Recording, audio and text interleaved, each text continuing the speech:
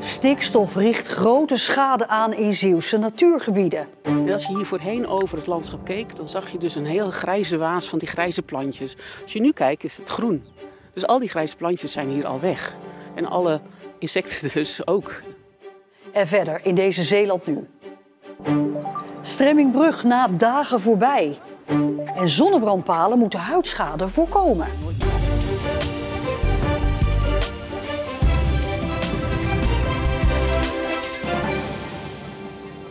Goedenavond. Staatsbosbeheer luidt de noodklok over de hoeveelheid stikstof in de natuur. Waaronder in een Natura 2000 gebied Grijze Duinen op Schouwen-Duiveland. Volgens de organisatie is in dat natuurgebied onder andere het rendiermos en ook het duinviooltje aan het verdwijnen. En dat heeft gevolgen voor insecten en vogels. Ondertussen is de Boer-Burgerbeweging de grootste partij geworden in Provinciale Staten van Zeeland. En is het de vraag wat dat gaat betekenen voor de stikstofaanpak. Ja, ik vind dat heel zorgelijk, want mijn taak is om de natuur te beschermen. En we zien gewoon dat het heel erg achteruit holt. Dus de hele natuur holt achteruit. Als het in de basis niet goed is, dus de bodem niet goed is, dan heeft dat gevolg voor het hele ecosysteem. Dat er soorten kwijt zijn, kan je zeggen, ja, nou en. Maar ik vind dat wel heel erg. Het stikstofprobleem waar de natuur last van heeft bestaat eigenlijk uit twee soorten stikstof. Het eerste is ammoniak, dat uit de poep en de plas van de koe afkomstig is.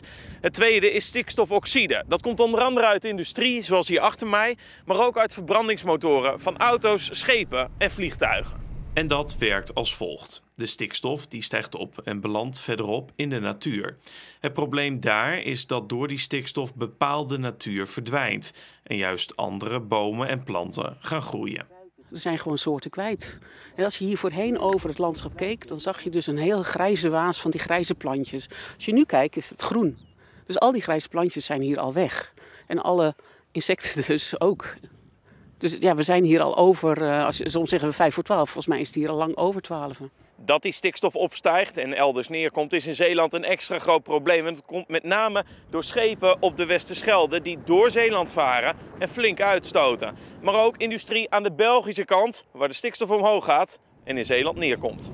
Terug in het Natura 2000 gebied Grijze Duinen op Schouwen-Duiveland, waar de stikstof voor gevolgen zorgt. Dat vindt tenminste een deel van de Zeeuwen. Er is ook een groep die vindt dat het niet zo erg is.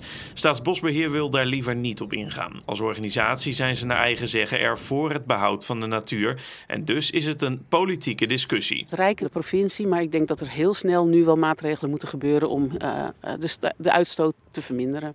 Op dit moment komen bijvoorbeeld de tapuiten terug uit de Afrikaanse savanne. Die komen hier om te broeden. Die houden van een open landschap, nou, dat is er. Ze houden van konijnenholen om in te broeden, dat is er. Maar ze moeten ook eten hebben en dat is er niet. Een andere soort is bijvoorbeeld een duinviooltje, gewoon een heel leuk viooltje. Die kan niet tussen al deze mossen groeien. Die heeft echt een open ruimte nodig. Die heeft kale grond nodig. Als het duinviooltje niet meer groeit, dan hebben we ook geen parelmoervlinders meer. Want die leggen alleen maar de eitjes op het duinviooltje. Want die larven, de rupsjes, eten alleen maar duinviooltje. Dus als je de ene soort niet hebt, ben je ook de andere kwijt. En zo gaat het voor heel veel soorten. Alles hangt met elkaar samen. Dus als je hier dus te veel stikstof hebt en dus heel veel brandnetels en andere soorten krijgt, dan ben je dus echt die soorten die hier specifiek thuis horen, ben je gewoon kwijt. En om die stikstofproblematiek aan te kunnen pakken, wordt er hier bij de provincie nu gewerkt aan een plan, het zogeheten gebiedsprogramma. Dat moet voor 1 juli klaar zijn, maar met het oog op de nieuwe coalitie is het nog maar de vraag of die deadline gehaald gaat worden en hoe dat plan eruit gaat zien. De brug bij Sas van Gent is zojuist weer opengesteld voor het wegverkeer. Vanaf vrijdagavond was er een storing en daar hadden de Vlaamse bezoekers van de 1 mei-markt in Sas van Gent vandaag last van. Wij komen van Sint-Jansteen en normaal rijden wij 20 minuutjes en nu hebben we helemaal via Zelzaten moeten rijden. Dat is het eerste als ze zeggen van geef me vlug een pilsje of een kopje koffie. Want potverdorie, we hebben wel voor de brug gestaan in Zelzaten en we moeten omrijden. De stremming was vandaag geen reden om niet naar de markt te komen. Dat zat gisteren al in onze planning en dat in onze planning zit, dan doen we dat gewoon. En ondanks de stremming was het druk. Het is nog niet minder druk. Je merkt wel dat ze voor zoiets wel omrijden, want er is wel een doel om te rijden. Mocht er nu geen markt zijn, dan denk ik wel dat we dat wel zouden voelen. Volgens Rijkswaterstaat was er iets mis met de bewakingscamera's. De Oostappengroep moet nu echt 2 ton aan dwangsommen betalen aan de gemeente Terneuzen voor het illegaal huisvesten van arbeidsmigranten op vakantiepark Marina Beach. Oostappen, het bedrijf van Peter Gillis, had de dwangsom al opgelegd gekregen, maar Terneuzen gaat hem nu ook echt innen. Het huisvesten van arbeidsmigranten op het vakantiepark is niet toegestaan en veroorzaakt overlast. Als de arbeidsmigranten over een maand niet vertrokken zijn van Marina Beach, wordt de dwangsom verdubbeld naar 4 ton. De Oostappengroep is hardleers, want ze moesten al eerder een dwangsom betalen. Op het Banjaardstrand in Kamperland zijn 3 zonnebrandpalen geplaatst. Bezoekers kunnen daar zonnebrandcrème tappen om hun huid te beschermen tegen schadelijke UV-straling. Een goede zaak vindt deze vrouw, die aan den lijve ondervond hoe belangrijk smeren kan zijn. Ze kreeg zelf huidkanker. Als kind, je ging met je ouders naar het strand op vakantie naar zee. En dat smeren, dat deden we eigenlijk niet zo aan. Dat gevaar kenden we ook niet als we het niet deden. Mijn eigen kinderen gaan daar heel zorgvuldig mee om. En ik merk nu al veel zorgvuldiger dan ik zelf. En in Renesse staan al langer van dit soort zonnebrandpalen. En er komen er ook nog in Dishoek, Zoutelanden, Domburg en Oostkapelle. Helemaal naar Santiago de Compostela fietsen voor het goede doel. Dat doet Leroy van Steenis uit Zierikzee, samen met zijn vader. Ze hopen daarmee 1 ton in te zamelen voor onderzoek naar zeldzame kankersoorten. Vanochtend vertrokken ze. Een hele goede reis. We zien elkaar gauw weer, ja. I love you. En doe voorzichtig. Dankjewel, dankjewel. Henry, oude bok. Leroy en zijn vader fietsen voor de schoonouders van Leroy, Willem en Ria, uit Zierikzee. Willem en Ria zijn namelijk allebei ziek. Het gaat om borstkanker bij mijn schoonvader, dus het is echt bij een man. En bij mijn schoonmoeder gaat het om strot- en hoofdkanker. En dat zijn allebei echt zeldzaam. Dus ja, hoe meer geld we zouden in kunnen zamelen, hoe meer we een nieuw onderzoek kunnen opstarten voor dit. Willem en Ria zijn geraakt door wat hun schoonzoon voor hun doet. Ja, heel speciaal. En dan ook nog samen met zijn vader. Wat eigenlijk een droom is van hun alle twee. Ja, heel bijzonder. Het voelt ook gewoon als een warme deken. Ja, top schoonzoon. Ik kan niet anders zeggen. Het zijn geen makkelijke dagen voor het stel. We leven maar een beetje bij de dag, hè. Dus, en we vangen elkaar maar op. Gaat het met hem heel slecht, dan hoop ik dat ik weer de kar een beetje kan trekken voor hem. En andersom is dat, we kijken maar per dag. Leroy heeft 6 weken vrijgenomen en hoopt binnen die tijd in Santiago de Compostela te zijn. Zeeland recycelt steeds beter, maar toch kan het beter met het PMD-afval. Waarbij PMD een afkorting is voor plastic, metaal en drankkartonverpakkingen. Sinds begin dit jaar wordt strenger gecontroleerd of het PMD-afval wel netjes wordt aangeleverd. En toen bleek dat Middelburg het niet goed deed.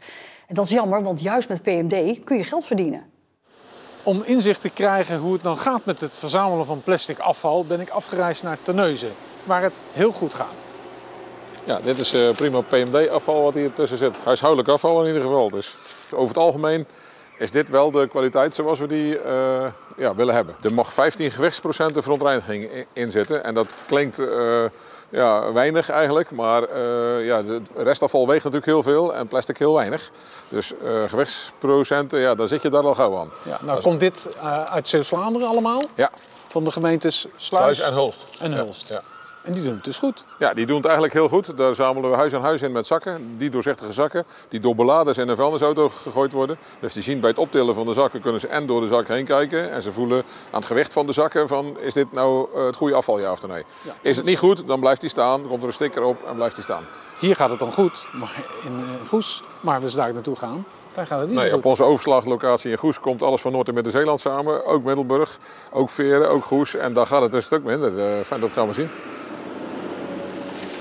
TFT,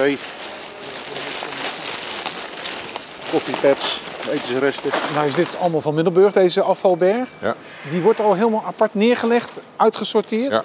Ja. Waarom? Nou ja, we hadden natuurlijk al een aantal keren afkeur van Middelburg. Dus we laten nu die lading apart storten, zodat we dat goed kunnen beoordelen en goed kunnen kijken of het goed is of niet. Allemaal spullen die afgekeurd worden? Zo, allemaal spullen die afgekeurd worden. Want dit is dan nog een doorzichtige zak, maar er liggen ook een heleboel donkere zakken tussen. Ja, precies. En die donkere zakken, dat is zit altijd de meeste vervuiling in. A, omdat die zakken steviger zijn. En B, omdat het natuurlijk niet echt te zien is, hè, wat erin zit. Voor de buitenwereld, zal ik maar zeggen. Luiers. Wat is de conclusie van deze afvalberg? Nou, als je een rondje kijkt wat ik er allemaal al uitgehaald heb, dan is hij gewoon afgekeurd. Ik denk dat er dik 40% vervuiling in zit. Wat kan Middelburg nou doen? Dus je moet er goed uitleggen aan de inwoners wat er wel en niet bij het plastic afval mag. Ja, en ze zouden natuurlijk ook een andere manier van ophalen kunnen organiseren. Want de wethouder heeft gezegd dat hij laat onderzoeken of omgekeerd ophalen. Ja, dus plastic aan huis ophalen, ja, restafval wegbrengen. Ja, dat zou een mogelijke goede oplossing kunnen zijn. Ja.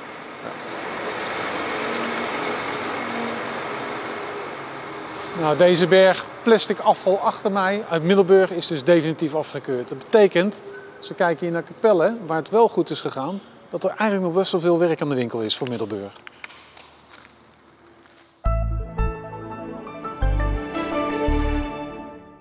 De lucht zag er vanochtend in Zeeland nog bewolkt uit, maar dat klaarde in de loop van de dag aardig op, zoals hier in Ritten.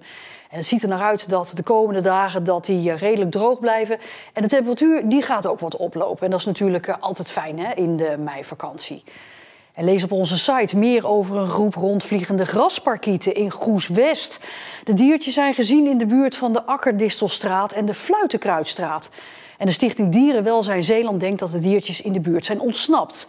Er zijn al enkele totaal uitgeputte grasparkieten binnengebracht bij de stichting.